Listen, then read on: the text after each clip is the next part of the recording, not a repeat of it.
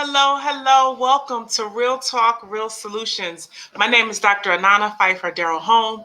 I am the Woman and Youth Civility Practitioner and a Civility Ambassador with I Change Nations.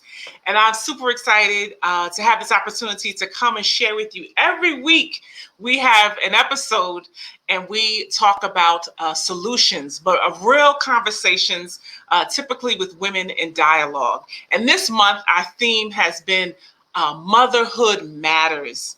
You know, during the month of May, we celebrate Mother's Day. It's also Mental Health Awareness Month. And it's always great to talk to the women, talk to the mothers, and also talk about them, about their mental health. And so far this month, we've had such incredible discussions with women from around the globe. Last week, we were in Nigeria. Now we are back in New Jersey on the East Coast in the US of A. And I'm excited that all month we've been talking about motherhood matters. And oftentimes the story or the experience of being a mother is never really discussed or even explored. I had the pleasure, I want to say now, maybe 4 years ago, one of my first projects was a book, which was a mother's love, letters to our sons. And it was an opportunity to bring women together to talk about motherhood, right? And to write a letter to our sons, because that's such a unique relationship, a mother and a son, especially African-American family, a mother raising a Black boy in today's society. So it was just a great opportunity to hear the perspective of mothering. Right? And a lot of times the child really doesn't know or understand what a mother goes through. And tonight I'm excited about this topic because, we're talking about single mothers, right? And my goal is to really change that everyone gets to understand a woman's perspective, right? It's important to provide a space for women to dialogue, to express their thoughts, their concerns, and find solutions and support. And certainly with Moms on a Mission, our main goal is really to help women, to support women to live a fulfilled, fabulous life, right? As they are mothers and as they raise their children. And so tonight we're focusing on single mothers. And did you know that in the United States, 83% of single parents are mothers? 83%.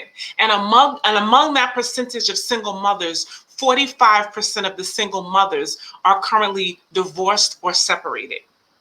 And during COVID-19, during the pandemic, you can imagine how being a single parent was even more challenging. And now I'm actually married now, but I was a single mother.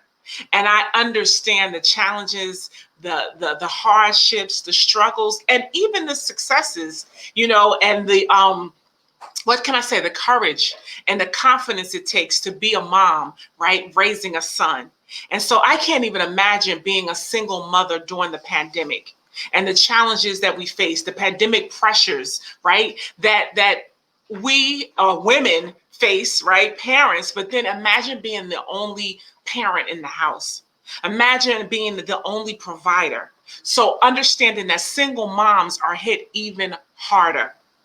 And nationally, mothers of young children, they lost work 3 times at a higher rate than fathers, right? 3 times we're seeing that women had to work less or sometimes even leave their jobs in order to stay home and care for their children during the pandemic.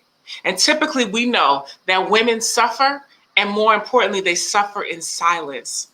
So I'm excited that today I have guests that are single mothers. They have endured the pressures and the challenges of the pandemic, all while raising their children.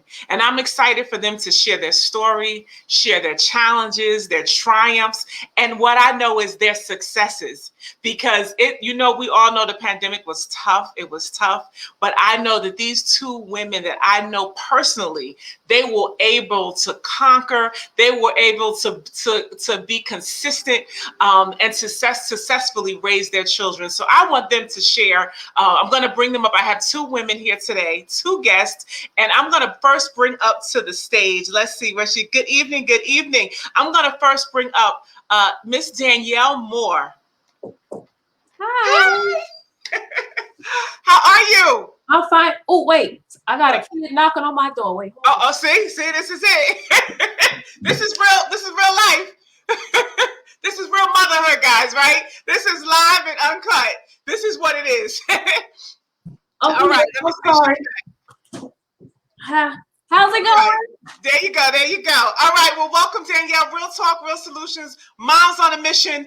I want you to, I know you, we go way back, but I want to introduce you to the audience today. If you can let them know who you are, a little bit about yourself and share. Yeah, I'm Danielle, last name Moore, 45 years old, a single mother of 2, a 14-year-old and a 16-year-old, 1 boy, 1 girl. So you can imagine 2 teenagers cooped up in the house with you. Not being able to hang out with their friends or do all the things that most teenagers do. Around, in the summertime, not being able to go on vacation and things like that. So yeah, that's me. I'm an IT person. I do computers and phones and you name it, I'll fix it just about. And I also like to do crafty stuff like bling out sneakers and build things and stuff like that. Most of you or some of you have hit me up for shoes or t-shirts or whatever. So yeah, that's just a little bit about me. All right. So there's so much about her, but I'll let her. That's why I want her to do it. So she works in IT. She's a mom of 2 teenage children, right? And aside from that, she fixes everything. She does custom bling out shoes, shirts, all that kind of stuff.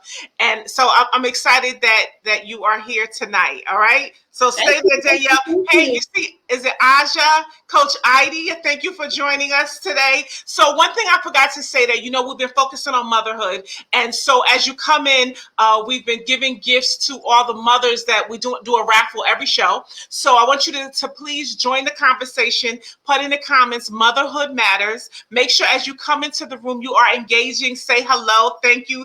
Those that have done that so far, let us know where you're chiming in from, where you're watching, where you're listening from, but more importantly, share the broadcast, because you just really never know what someone else is going through, what any part of the story, any part of what we share today can really be a blessing and help someone as we go along the way. So listen, sharing is caring. So make sure that you share the broadcast today and stay engaged with us. All right. So next up is this amazing single mother. Tanisha Slakem is here. How are you? Hi. How you doing? My soup today? Look, you like my soup today? Oh, yes, honey, yes. What's happening? Tell the audience a little bit about yourself. Hi, everyone. My name is Tanisha Slakem, and I am a single mother of 3. I am 40 years old. My oldest is 22. I have a 17-year-old daughter and a 10-year-old boy. So you can only imagine how the pandemic has really hit me as far as my children. My 17-year-old daughter and 10-year-old son being home in the house. I am a helper, I am a giver, and I just love people and just being able to help to the best of my ability wherever I am needed. That is so true. That is true. So you know what? I'm glad that you are here. And again, I know you, both of you amazing ladies, intimately. So I really like for you to share a little bit. And if you can career-wise, what is it that you do? A little bit about, and you went through some challenges even during the pandemic and some life changes. So if you want to share a little bit about that as well to the audience. Well, for 16 and a half years, I was a unit secretary at a local hospital and on the pediatric ward. And I love what I do because I was able to help people from all areas and walks of life. But during the pandemic, I lost my job.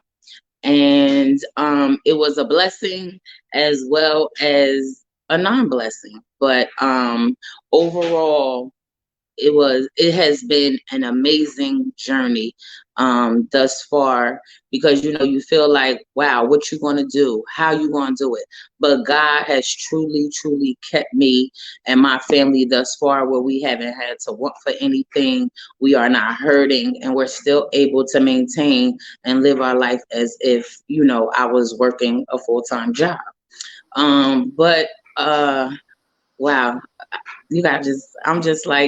I'm just amazed. You just, as a believer, it has definitely allowed me to become closer to God, increase my faith and my belief, and just know that I have to depend on Him in all things that I do. Wow. Indeed. I get, definitely, when we talk about the pandemic, if it has not, help increase your faith and your relationship, even in the family setting, Yes. that has grown, of course. But it was important that I wanted to make sure you shared that, because again, as the statistic, we know that women, and of course moms, single mothers, 3 times the rate are unemployed right now, right? A lot of times we as women have to make that tough decision. We work in those areas of hospitality and things like that. And we know that a lot of women did lose employment. So that's a part of your story as well. So to see you continue to shine, to, talk a bit about even your daughter heading off. She's graduating this year. So having a senior go through a pandemic and having them home. I don't know if you want to talk a little bit about that and that piece. Well, yes. During the pandemic, my daughter has definitely been able to suppress and to surpass many obstacles and challenges as far as getting into school. And I'm proud to say that, she's been accepted to over 16 colleges. She's going to Albright this year, 2021. She'll be going to Albright. And, we're just thanking God for the open doors that He has allowed her to experience a lot of things that I didn't get a chance to experience, especially, trying to get into a college and applying for scholarships and things in that nature. I didn't get a chance to do that, but she's doing it. So it just opened my eyes, like whatever you put your mind to, you can do it. Indeed. So we're just, we're crossing our fingers. She's working on some amazing things, and it's not done yet. She's not done. So we're just crossing our fingers, and we just believing that it's already done. Oh, no question about it. Look, there's no question about that one. Yes. All right, Danielle, let me bring you. But with that boy, that's a different situation. We just got to keep pushing harder for him, because he's not the same as the young lady. For whatever reason, our boys, we don't want to call them lazy, but they don't really have that drive that us women have. So, I've just got to keep pushing for him to see that whatever he do, put his mind to, he will be just as successful as she is. Indeed. It's funny because you guys both have a girl and a boy. And I know the difference in even raising a girl and a boy and the different personalities. So Danielle, I'm going to have you come back up to this and just hearing what she's saying, about about raising a boy. And most people, if you don't know Simone, you definitely know Simone through Blessed Girls. Yes. You definitely know Simone through with the work that we do. This is Simone's mom. So talk about that a bit, Danielle, with having they're now both teenagers, but even the differences in personalities and social things that happen. If you want to share a little bit about that, how to parent different. It wasn't as hard as I thought it would be, because they would both have to walk to school. They're both in high school, so they would have had to be in class or at the school by 7:40 in the morning. So for them, not having to get up and go to class and walk they were okay with that. In the beginning, they were like, I want to go back to class. I want to go to the building. I want to be in the building. After a while, every time the survey came around to say, hey, do you want to go into the building? You're hybrid. They're like, no, we don't want to go in the building. So It's been rougher for my son with school than my daughter, more so that he has a weird sleep thing. Like he sleeps during the day, but he's up all night. So, even when he tries to sleep at night, he's just like groggy. So, it takes for me to get up, when I'm off of work or whatever, set my alarm at 7:40 to wake him up to say, hey, make sure you're logged on to class, and sometimes I've had to go in there more than once to say, hey, are you logged in for class? And there's a few times where I've actually woke him up to log into class and he still was late for remote learning. And that's been a challenge. For my daughter, she's pretty good with getting up and being on time for her class. There's been a few times where she's been marked late for like a few minutes, depending on whoever the teacher is. But for the most part, yeah. As far as grades go, the grades have been okay. However, I check grades every Wednesday. Every Wednesday, and and sometimes just if I miss a Wednesday or whatever, I still do it randomly. And we have the mutual understanding in my house where I don't want to have to come at you and take things or punish you for being irresponsible with your grades. So I'll send a screenshot of what I see. You missed this, and this, or what happened here, and here. Fix it. You have a certain amount of days, fix it. If you don't fix it, then I'm coming in. Then we're going face to face, right? Then we're going in person with it. And I need that fix. I need that zero to be something. I need that that word missed needs to be removed. There needs to be a grade there. How do you fail this if you're a remote learner? These types of things. And there's been times where I'm like knocking on doors, like, hey, I'm pretty sure I told you, whatever's going on. So the bigger challenge for us has been the grades. Okay. Staying on. But wait a minute, Danielle. The one thing you said was the mutual understanding. Air quotes. No, this is important. My kids are not babies, right? And I try not to treat them like babies. One is 16. He just got a driver's permit. One is 14. She's becoming a young lady. I'm not gonna come and talk to you like a kid. Right. You're beyond that. I'm gonna talk to you like you have some sense. I'm gonna give you the little bit of respect that you deserve, and you're gonna give me the respect as your parent. So I expect these things from you. Mm-hmm. Otherwise, this happens. Consequences. Right. Oh, I'm sitting over here cracking. I know, Tanisha, you was laughing. What happened? I was cracking up because I feel, oh my goodness, in the beginning of the pandemic, it seemed like it was just pulling teeth from out of there. Like you just want to yank their teeth because you want to like get up. They think that okay, we don't have to go to school, so I don't have to get up. Or I got a few more minutes. They just want to just jump out of the bed and just hit the computer. Well, what happened to brushing your teeth? Oh no, that's out the window. Right? Taking a shower. Has totally gone out the window. Oh my goodness! Okay. Listen, soon as they said they could go to school, I said sign me up. Right. Sign me up. I don't care if they're going for 1 hour. You going to school? Okay, so listen. Wait.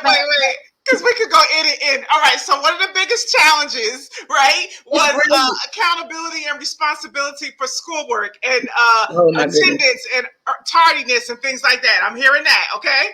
All right. So let me make sure I get this. So now tell me, what was some of the toughest challenges you faced during the pandemic? And this does not necessarily be as a parent. It could be you personally. What was one of the toughest challenges that you would say that you actually faced, in this past 12, 16 months or however when it really started? What were some of the things that you faced as a single parent, you would say? Whoever wants to go first.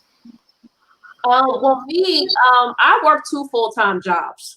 So for me, I didn't, I was blessed to not struggle financially. But I actually caught COVID. So, being the only parent in the household, if I'm down, then household shuts down. Who's cooking dinner? You know, who's keeping track of stuff? So being down for just that week and a half, luckily, I should say, thankfully, you know, my daughter kind of tried to step in my shoes a bit and cook, right? And make sure I ate, make sure she ate, make sure her brother ate. You know, my son stepped in my shoes a bit and made sure the garbage was taken care of, or, you know, the things around the house were done. But they were happy to see me back on my feet. So, you know, you know, that to me was a challenge, not being able to do things that I would normally do, or being limited to just being in the house, because I like to go. I need to fix things. I need to do things. I need to buy things, and not being able to readily do that was a problem. And just being in the house in general was a struggle, not being able to have contact with other adults, you know, not being able to see my significant other like that, not being able to, you know, just everything was a phone conversation or a text message, or, you know, I couldn't hang out with my girls. I couldn't, you know, go to a movie. I couldn't take my kids, and I couldn't go on vacation. We were literally in this house 7 days a week, 365. You know what I'm saying? The only air or what's the word I'm looking for? The only connectivity we had with people was going to ShopRite. You know what I mean? And I'm like, that was like the highlight. I'm like, ooh, I gotta go food shop. We don't have any food. Let's go. You know, that was fun. Like, ShopRite? Mom, I'm coming with you to the ShopRite. You know what I mean? You know, but, you know, once everything started opening back up again, even still, it was kind of a struggle, because now you're like, okay, things are open, but now you're still leery about being around people and leery about talking to people. And then mom catches COVID. Oh, Lord, right? What are we going to do now? Mom is sick. What are we doing? You know, and you know what? Even with that, there's a sense of, you know, concern, fear. You know, I'm sure, because we all know the severity of it, you know, and of the virus. So I'm sure, you know, even for yourself, you know, there was a level of concern, and even for the kids, you know, that we might downplay, but I'm sure they, you know, there was a level of concern even for you, you know, for them towards you.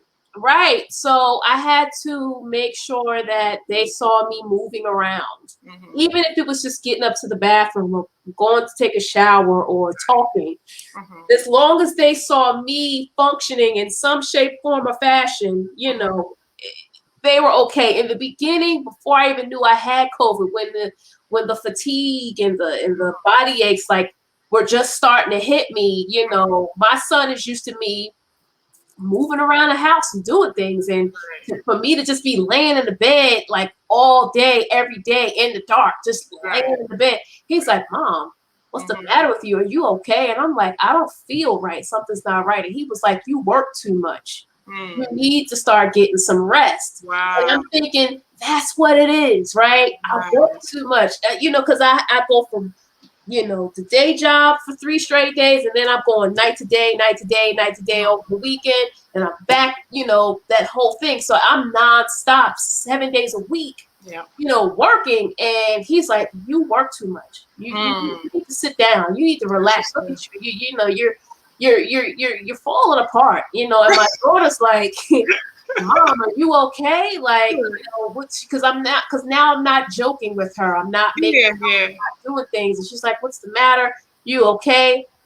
She's like, let me know if you need anything. But then when I wasn't getting up to, you know, to make dinner or to eat, period, you know, she's like, you're not eating. You know, you want some tea, like, and she's bringing me things that she know I love to eat, and I wasn't even eating that. She's like, what's the matter with you? You're sick? And I was like, something's not right with me.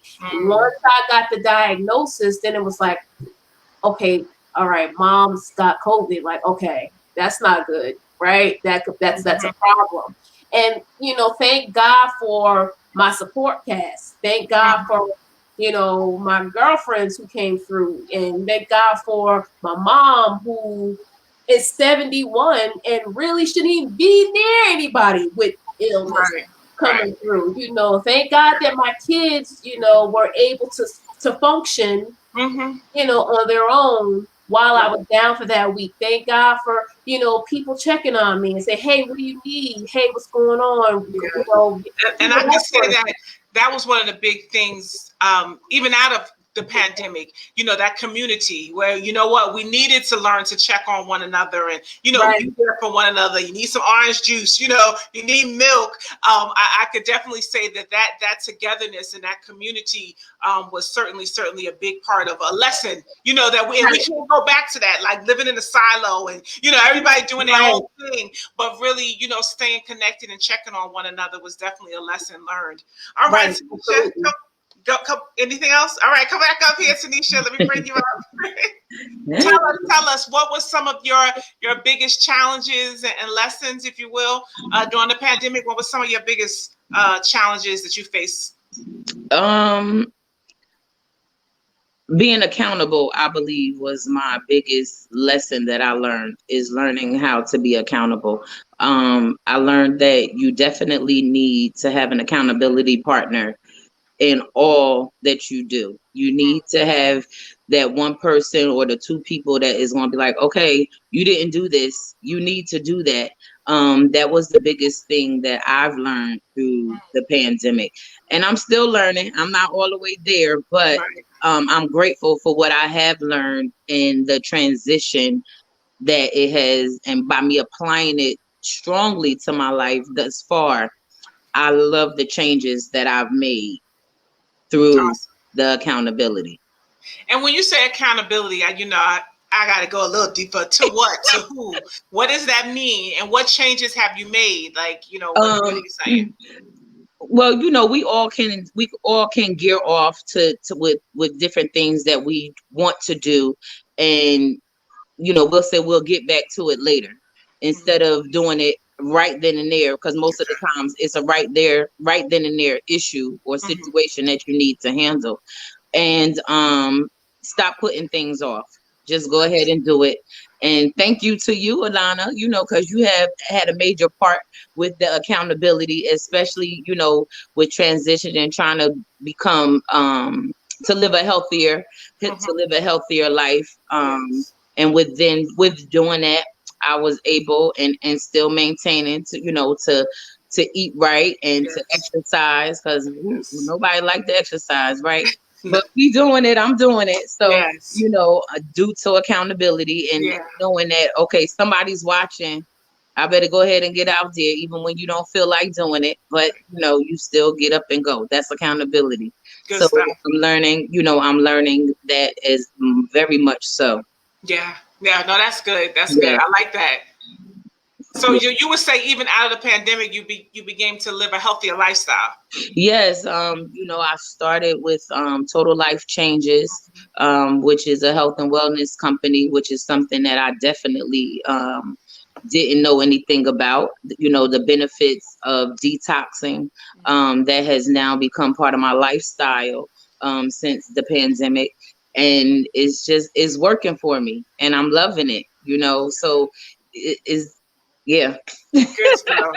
No, I love it. And that's how it is. It's like, you know, some of the hardest, you know, challenges that we face in life, but they bring out, you know, new things. Like we learn more things about ourselves. We learn better ways. And of course, health, you know, during this pandemic, we had to really consider a lot of things about our immune system. You know, they say all these things that predispose you to COVID, you know, really were things that we should be, you know, working on and, you know, trying to eliminate out of our lives anyway. So that definitely is important. So congratulations. I know you're doing, you know, the healthier lifestyle, the weight loss, and that being even a business for you, you know, with you losing your job, that you were able to, you know, reinvent yourself, move into a different arena of entrepreneurship. It's absolutely incredible. So, you know, I'm proud of you for that, for sure.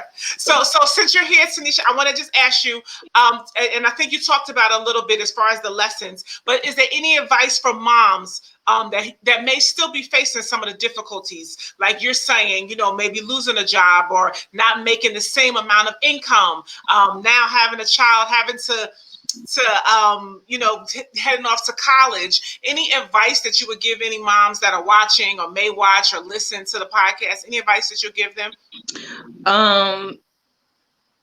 My advice would be to just keep pushing forward, keep putting God first, and believe that you can do and be whatever it is that you want to be.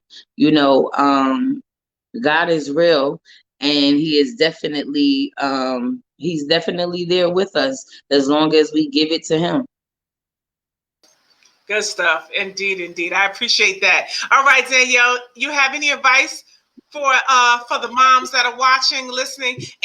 But prior to that, I mean, Tanisha alluded to that, but is there some lessons or rewards of being a single mom during the pandemic? Is there anything that you want to share that, you know what, throughout this, one of the biggest rewards about being a mom was this? Anything that you want to share about that? Well, I got to know more about my kids. You know, they're your kids, they're in the house with you, but do you really know your kids? Right? And, you know, I got to, you know, learn more that, you know, about my daughter's art that she likes to do. And, you know, and the things that she likes more. You know, with my son, we have a different relationship, you know, and it's like, I, you know, even got to meet some of his friends that, you know, I didn't know. I knew he had friends, but you never really meet your friends, your kids' friends like that. So my advice, I mean, that's the biggest reward I could say, was getting to be more intimate in my kids' lives, as far as their grades, as far as their friends and their interests and things of that nature. I mean, my son is he's going to be a senior next year. So, you know, helping him with his junior projects and sophomore projects and that sort of thing. And I would say advice to single moms is, if you don't know anything about your kids, take this time to really get to know your kids. You'll find that your kids will open up to you and talk to you if you have that relationship with them, if you have that bond with them. I mean, just because they're in the house, there are so many people I know where they're in the house with their kids, but they lead separate lives. Like, they don't do anything as a family. They pass each other in the hallway, that sort of thing. Like, don't let that. This is the time for togetherness. If I've learned nothing more, or nothing else, I should say, during this pandemic, is that, and even not with just myself, but with other people, it brought together families, right? That husbands and wives that may or may not, were on the brink of divorce, maybe it forced them to get to know and reconnect with one another. Yeah. And I can say the same for my kids. Yeah, I see my kids every day. But again, like, I knew my daughter liked to draw, but I didn't know how deep it was, right? I knew she liked certain things with this, but I didn't know how deep it was. I knew my son liked video games, right? But, you know, and he's, you know, looking into this and looking into that, but you don't really know how deep it is because you're so busy working. They're at school. You come home from work. Hey, how's it going? Here's dinner. Did you do your homework? And you're in your room, they're in their room, and and then you go on to the next day. Yeah. So we got to do more things. We got to get to know each other because we had no choice. Even though they're in their respective rooms, we had to talk. You know, we had to each other in the hallway. We had to ask questions. We had to laugh. We had to interact and do things together because we couldn't go outside. Yeah, I agree. I love that part about the pandemic, to be honest with you. I mean, you know, if anybody knows, you know, during it was some rough times for my household, no question about it. But the fact that it was just us, that nobody had to go anywhere else. We had to watch movies together. We had to talk to each other. We had to play games together. You know what I mean? We had to figure it out. And, you know, we're in a new, you know, we just moved here. We've only been here a year. So if things broke, you know, we had to, like, okay, well, what we doing? You know, mom, you know, I actually learned how to change a light switch. Like, I was like, I didn't know I could do that, right? You know, which fuse is in which box, and you know, replacing the water. You know, like, these are things that I had to figure out, right, and learn because I'm not married anymore. So, you know what I mean? These are all things I had to learn. You know, mowing the lawn. Right? That's my son's job, but I had to go buy a lawnmower. You know what I mean? Like, and a leaf blower. And, yeah. you know, And that's the uniqueness of being a single mom. Like, you really, things that, you know, of course you probably think, you know, when we all, in fairy tale land, we thought we all would have a husband, you know, the man would do this part, I would do this part. You know, we think that, but then we learn that it ain't always like that. You wind up divorced, single mom, what have you, and we try to make it work. We had to figure it out. Like, we, you know, my son and I, we remodeled this room. We painted. You know, I spent the majority of my pandemic painting something, fixing something, straightening up something, because why not? I would never be able to get to do any of these things if I had to go into the office, right?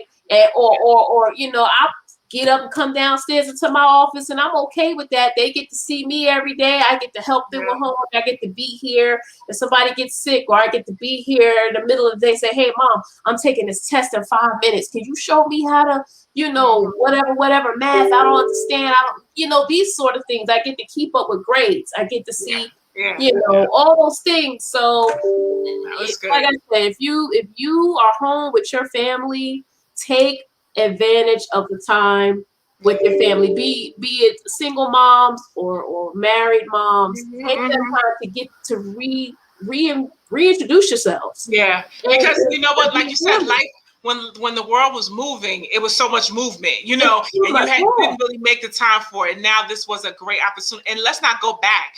You know what I mean? To move so fast, like I'm grateful for this time to really connect, you know, in life. And we know that, you know, when we're talking about Black Lives Matter, a lot of injustice things, you know, for us as a people, you know, to really talk to and go through this. And I know last year we just said, you know, the 1 year of George Floyd, that tragic incident, like all of that we watch real time with our families, right? And we experience that. And, you know, as a mother and all of us, you know, having boys, you know, having young men, even that, I think, you know, I know there was emotional, even with that. That could have been your son, you know, that's a scary event. That's a scary event. I mean, my son just got his permit, and I'm terrified. That's you know, when he says, Mom, can we drive somewhere? I'm like, yeah, you and I, we can drive somewhere. But, you know, what happens when he's past that permit, that license, you know, and he wants to take the car, you know? No, but this is true, because I think all three of us, Nasset got his license during the pandemic, or right? Then, and so Ayana, she got her license and started driving, right, during the pandemic, and now you got Miles coming up behind us. That's a whole nother level of concern and stress, right? Even teaching them to drive, and oh my goodness, I don't know. It's general, just the way things are going. Like, we have a Walgreens and a Dunkin' Donuts, like literally at the end of the block. And my daughter loves coffee. There's nothing for her to say, hey, Mom, I'm on my lunch break. Can I run to Dunkin' Donuts? I'm like, take your brother with you. It's literally maybe 30, 40 feet. But I'm like, take your brother with you, because you just don't know and I'm like so scared. Like, when they leave the house, I'm like, where are you going? Even if I'm not here and somebody decides to walk to the store, and I see that thing pop up on my phone from the Ring camera, I'm calling like, well, where you go? No, but that's a whole level of fear. Right. That, you know what, and stress that we don't really talk about, but we feel it and we live it. You know, no question about it. And that's why, again, you know, having real conversations. But that'll lead me to my next question. When we talk about being a single mom, being a mother, right? What is it that you do, or did you do, to keep and make yourself happy? You know, happy, healthy, even your mental, you know, we talk about mental health, right? What are some things that you did or you wish you had done? I don't know. Tanisha, I'll let you start first. And I think you talked about it, dealing with health. And, you know, we did the 30-33, where we would walk 30 minutes every day. I mean, those are some of the things. But what did you do and what makes you happy? Because a lot of times it is all about the kids, you know, and we lose ourselves. That's why our Moms on a Mission is so important because you still need to be fulfilled. You still need to go after the destiny and the purpose that God has given you, right? So what is it that you did for that and still currently are doing to make sure that you are happy, fabulous, fulfilled, and making it happen? Well, I definitely increased in my prayer life. So that definitely is playing a major part in making me happy, because I know that where my strength comes from, and I'll just keep dependent and just thanking God for all of the things that that I have and that I'm doing, because it could be worse. Someone else, it could be worse than me. But overall, prayer is the biggest thing that has definitely kept me. As far as, me making me happy, of course, you gotta make sure you get your hair and nails done.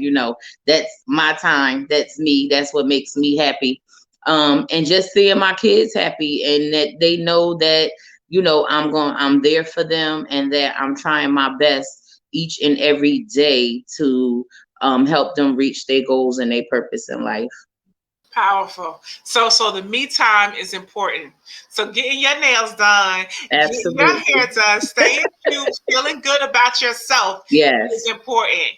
It is important. All right. Good stuff. Good stuff. All right, Danielle, what are your tips? What is it that you do to make you happy and your self-care, if you will? What do you do for you? Well, I'm different. For me, it was painting and fixing up the house I just bought. Redoing my living room, buying new furniture. For me, it was shopping. I have a big shoe fetish, so I was buying shoes left and right, and online shopping was like my go-to thing. In addition to fixing up things around the house, I sat and actually wrote down a list of goals for me, goals that I wanted to do for my house, and goals that I wanted to do with the kids. And I just been trying to cross off a little each day. Even the most minor thing. Like I said, I have a 16-year-old who's looking into colleges now. So, I got the chance to sit with him. I got the chance to help him through his virtual college, college fairs and stuff like that. We didn't get to, we've been out of church for almost a year and a half, but, thank God for online worship, right? So, I haven't really missed a beat with that, but I've just been managing to stay focused, and I work a lot. So, it kind of kept me occupied, as far as not worrying about, other things. But like I said, I painted. My kids will tell you, middle of the day, I'm painting the living room. I managed to do the whole living room, dining room, all the way down the hallway. Just, now I'm moving into another room, and and getting things the way and straightened up. Yeah. I want to do it because I realized that if I was in the office, none of this would have gotten done. Right. Because you work, you sleepy, you're tired. No, and it's funny because I know Tanisha. So I haven't done no painting or nothing. I'm gonna tell y'all right now. But that's great. I'm happy for y'all for doing that. Right? But I remember Tanisha was cleaning. Tanisha gonna bring me stuff. She done did a whole clean out of the house. Yeah. Painting, y'all doing this and that. But that's what works for you. That's really obviously your happy place. Like you tap into it's that. therapeutic. For me, it's therapeutic. Like I said, if it's not online shopping, and that's the thing, I was like, let me start, fixing up, I need to paint the living room anyway. Let me do that, because I found myself just on Amazon scrolling through like, oh, this is cute. Or I'm on Instagram or Facebook, and you get those ads and stuff. No, there's so much stuff on me. It's not even funny, because I was bored. Yeah. Right? And it's like, what? Stop. Because I'm with frivolous money. Yeah. During the pandemic, I realized that I don't have whole life insurance. Or IRS. So I started that. So, proud to say, okay, I have a little bit of a cushion. So if something happens to me, my kids will be okay. But you're surprised at what you'll do, right? When you have nothing to do. You understand what I mean? When you have nothing to do, you find yourself doing stuff you like, what the heck am I really doing this for? Right. Give me something to do. You know what I mean? So yeah, that was my thing. Like I had to step away from my phone. I had to step away from Amazon. I had to step away from, the websites I buy shoes, sneakers on, because I'm like, I'm spending money on stuff I don't have a place to put it. Yeah, exactly. I hadn't even unpacked yet, and I've been here a year and a half. I got nerve to be buying more stuff. Well, I'm in size 10. You can send some over here. Listen. I got sneakers here that people have said, I want you to do sneakers for me. I get the sneaker in it, and then I didn't even get to do the sneaker yet. And like, nothing. The pandemic hit, so I have like sneakers. I'm like, I'ma just make me a wall of art sneakers. Just like I have a list of things that I want to do. But that's all about your creativity, and that's what makes you happy. And so, it's about that. So that's really key. No, that's good. That's good. Tanisha, anything else? Just things. Anything else you want to add to that? Well, you know what, Danielle, that was a very good suggestion, that you made about making a list of goals for your children. I never thought about that. Mm-hmm. So that would be something that I will try to implement, or I will implement to sit down and see. However, we are going on our first cruise this year. So I've been working on it. So I'm excited. The kids are excited about it. I just be trying to keep it on a hush because, you can't say stuff too much because then they be asking you all day, every day. Right? Right. Yes. Yeah, no, that's good. That's good. So one topic we haven't spoken about this because you hear that how did y'all keep everybody fed? Like, when they go to school, everybody's out the house. Oh, when they go home, I know for me, everybody was eating all day. Look, we all gained the weight by being home and having the kids home. That was always a big challenge. Like you said, groceries and cooking and meals and what we doing. That was crazy. Now, any challenges with that? Go ahead, Tanisha. Yeah, for me, for sure. Because usually, when I was working, I try to cook like 2 to 3 times a week. You cook one day, maybe Monday, Wednesday, Friday, and you eat on that for the rest of the week. But since I've been home, I feel like I cook three times a day, breakfast, lunch, and dinner. I had to fall back and say, wait a minute, y'all eating too much. And then they looking at you like, okay, that was just lunch. What's for dinner? What you mean? You gotta back up. I feel like we eat more now. But I said, now the crazy thing is most people gaining weight and I'm losing weight and I'm still cooking more than I cooked before. Right. What's that about? Right.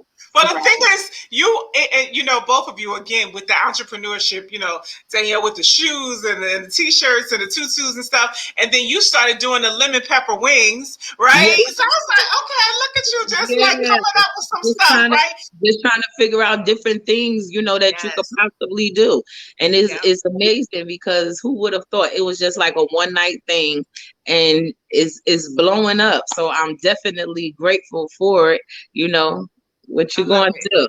Yeah, I'm so happy. Keep serving and smiling. I'm so proud of you for that. And that's the thing I always get women to tap into that. There's something that you enjoy to do. There's some gifts, there's some talents, and guess what? They can make you money. You know what I mean? Like, use what's in your hand, whatever it is that you like to do. If it's cleaning, then that means you can clean for other people. If it's organization, if it's writing, if it's editing, right? So it's learning to tap into the gifts, right? To tap into the things that you really enjoy to do. And how can you create your own economy and your own income based upon that? And you guys know that so well. So listen, guys, y'all see the time, right? It's time for us to wrap up. This is how crazy it goes. When we just get together and chit-chat. Y'all, I know especially things like, I don't know. You see how we just keep talking. but I want to give you guys some closing, give you each of you time to talk about this. And the one thing, again, I talk about motherhood, right? And not motherhood, but mothering and the stories and the challenges that our children sometimes don't understand, right? The things that we face. So in closing, I just really want you guys to talk about the legacy that you want to leave as a mother, as a parent. What do you hope your children can say about you 10, 20 years from now? What is that legacy that you want them to, that you want to leave, that we really want to leave behind? And I always say, long before, after we gone, that we talk about great grandma. So, she was this, like, and again, more importantly, our children, even now, what do we want them to say? And a glass of champagne, here's to my mother, because she was this for me. So I don't know, who wants to go first? For me, my legacy, I would love for my children to say that my mother crazy, but she loved me, and that she made sure that and that she helped guide and mold me to my purpose and my destiny. And she always say, keep God first. That's good. That crazy part. Start with the crazy part, though, right? Yeah, because all kids feel like their parents is crazy. I don't care who they are, where they are. They all feel. My mom. Shout out. My mom is crazy. So everybody feel that way. In some shape, form, or fashion. Right. I love that. That is so good. And I just want to thank you, again, for being that mother, being just that woman. We always strive to be that Proverbs 31 woman, where we can serve our families. We can go out into the marketplace, come back, be a blessing, cover them spiritually, and I know that, again, you guys both are that. So I just thank you. I'm looking for great things in all of your businesses. Again, as Ayana heads off to college, just congratulations, to you. You know what I mean? Because people really never know that, they see you, but they just don't know. They really don't know the struggles. They really don't know, the tears that you cried, the days that you really didn't know how you was going to make it, and how we got to put on this face for our kids. Real talk, you know what I mean? Because we don't want to see, like Danielle was saying, being sick. They're not used to seeing that. When we've had our hearts been broken. You know what I mean? We've taken our last. We've done so much. That's the story behind it that they really never know. But I salute you and I thank you. So, sis, I just want you to be encouraged. And again, I thank you for sharing on Real Talk today. Thank you so much for having me. I appreciate it. And you keep striving and motivating us and inspiring us, and I love you to pieces.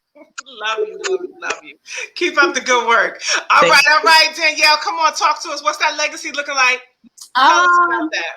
I would say I want my legacy to be, if you speak to my kids, they say mom was here.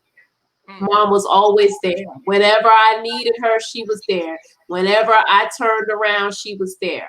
I want them to say, I learned that from mom. Mom taught me that. No matter what it is, the slightest little thing. Mom taught me that. I learned that from mom. Why? Because mom was there. I always tried to, even when they were kids, be there when they woke up in the morning, even if I went out and hung out with my friends, but I made sure that they saw me when they woke up in the morning and before they went to bed at night. So not a lot of parents can be everywhere, nowhere at the same time, right?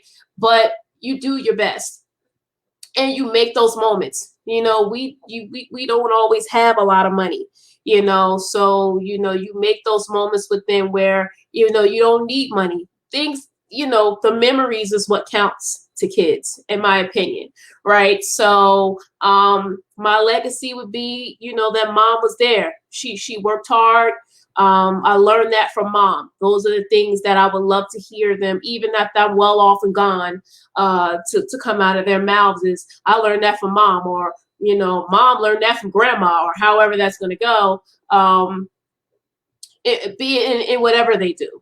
I hope that they see me work hard and they get the same instinct. I try to teach them to stand on their own 2 feet.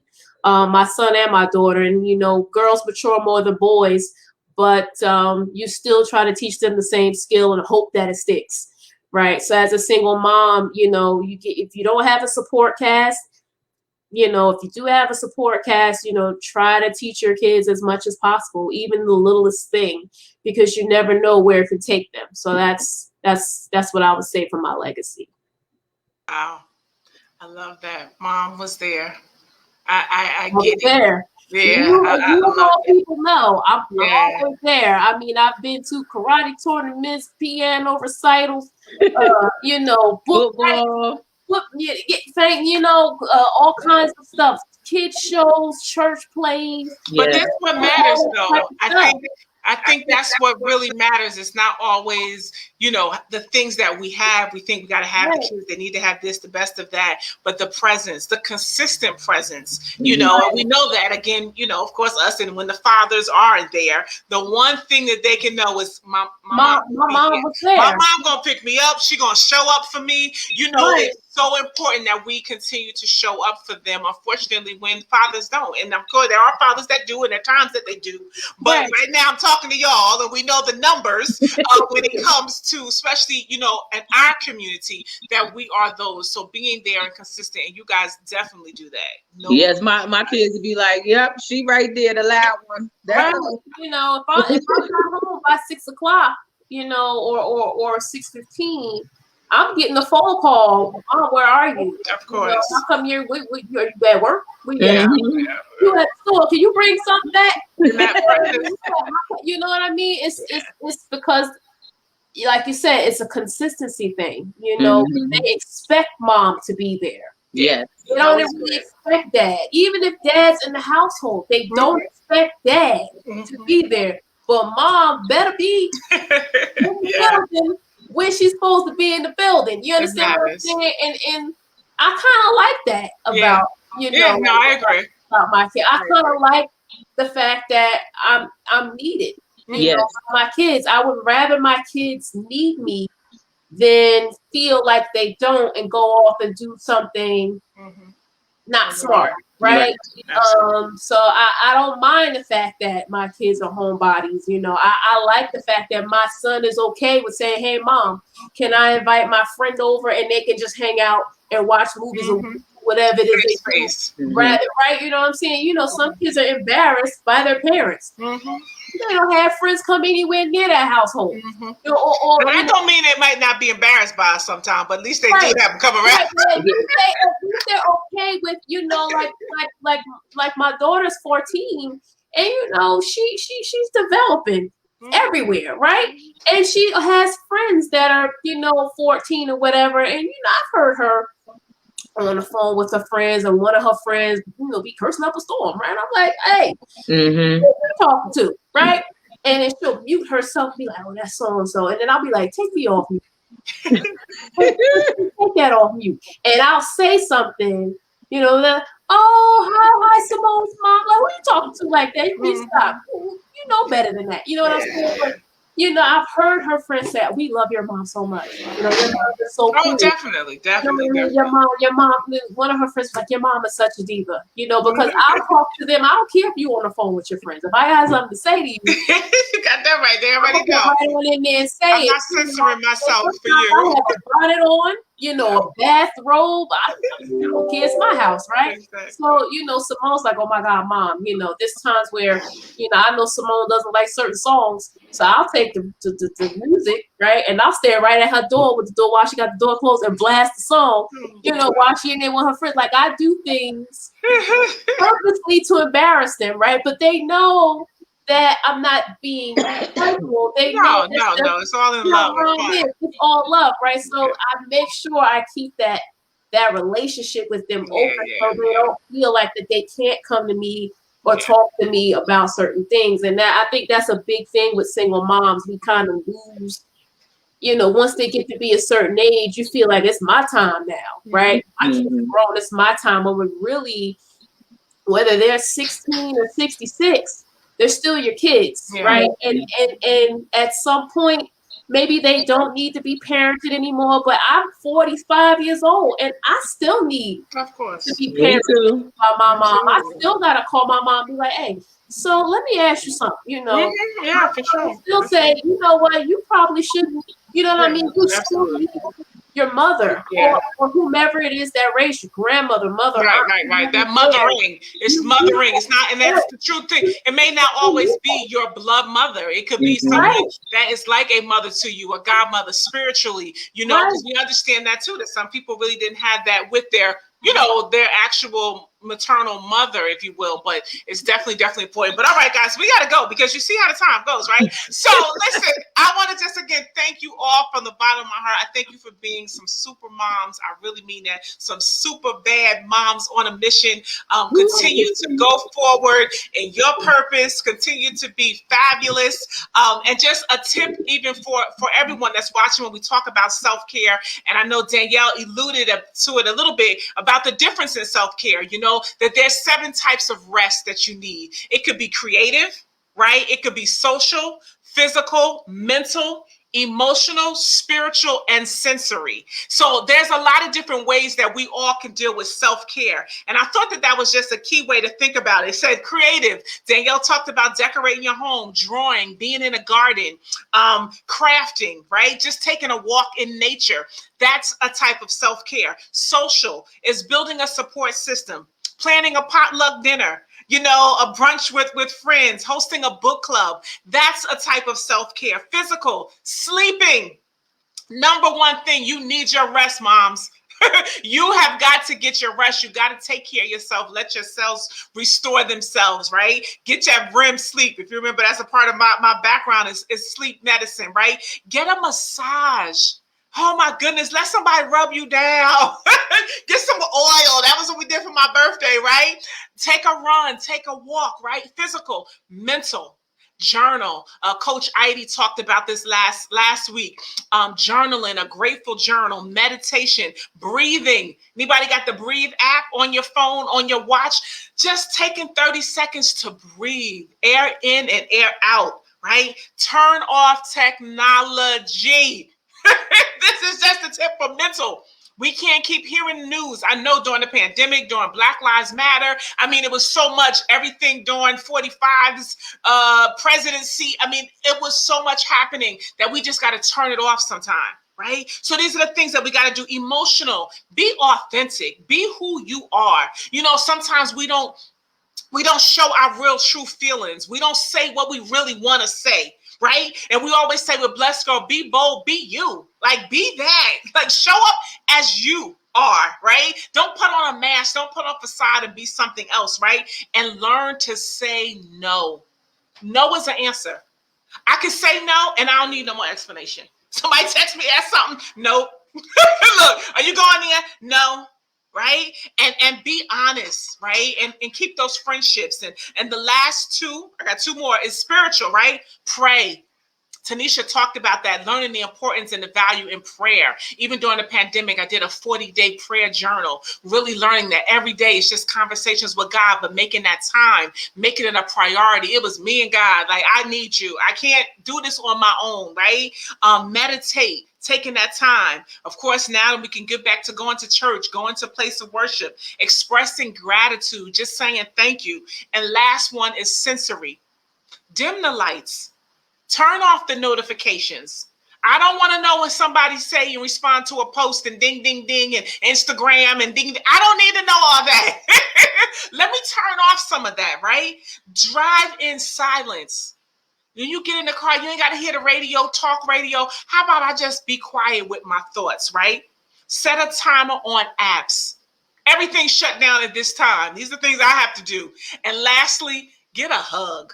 Listen, I know since the pandemic, we haven't been able to touch everyone, but I mean, lately things will be post-pandemic. We're getting our vaccinations and just feeling a hug. A sincere hug. So even today, if you're watching Motherhood Matters, I hope and pray that these are just some of the things that you can do to make sure that you're caring for yourself as a woman, as a mother, as a mom on a mission, because you matter. Motherhood matters. So I thank you for joining. Thank you for commenting. If you're listening to the podcast, if you're watching the replay, please share some of your nuggets. Let us know. Be engaging, because listen, this is your time. And this was a time for real talk and real solutions. And I pray today that you've got some solutions, you've gotten some advice. And as always, continue to do what? Be bold, be you, and be blessed. This is Dr. Anana signing off. Thank you again for joining. Have a great night.